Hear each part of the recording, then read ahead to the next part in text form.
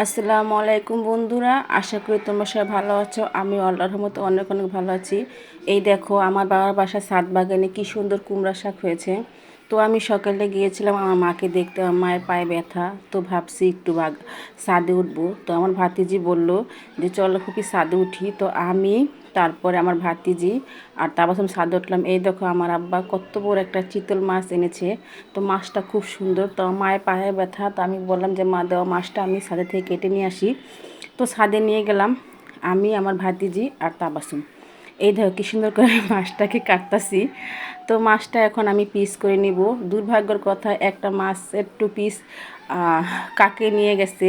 এই দেখো, তো মায় বললো থাক, আমি থাকি না, এমন না, বাসায় তাবাসুমের পরীক্ষা, বাসায় যাব।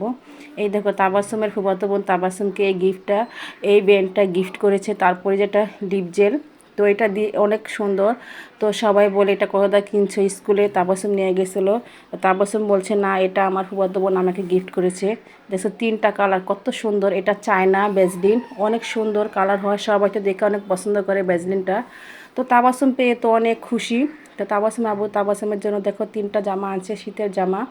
তো তাবাসুমের জামাগুলা কেমন অবশ্যই জানাবে, আর ভ্যাসলিনটা আর ব্যান্ডটা কেমন অবশ্যই কমেন্টে জানাবে।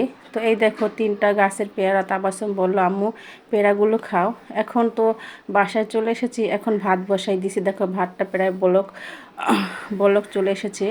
আর এই দেখো আমি দুপুরে রান্না করেছি মলা মাছের চচ্চড়ি, তারপরে হচ্ছে সিম আলু দিয়ে রুই মাছ। এটা দুপুরের খাবার। তো রাতে আবার রান্না করে পরে এই দেখো এখন একটুনি খাওয়া দাওয়া শেষ, বিকালে নিচে গেলাম। এই হচ্ছে তামজিৎ, ও হচ্ছে আমার ছোট জালের ছেলে। তো এই দেখো মাশাল্লাহ, ওর নাম হচ্ছে তামজিৎ।